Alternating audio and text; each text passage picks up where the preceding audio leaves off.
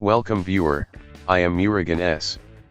This video tutorial describes how to disable Bing search engine on Microsoft Edge. Open Edge browser. Click three dots, click Settings.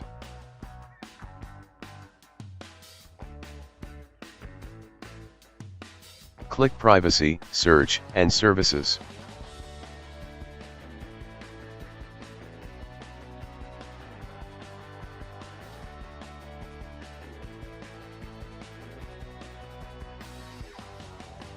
Click Address Bar and Search.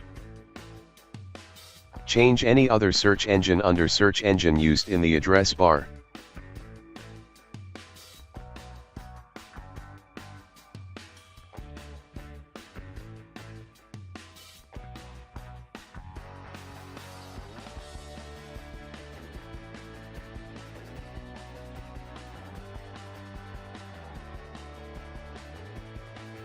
I hope this video tutorial helps to you.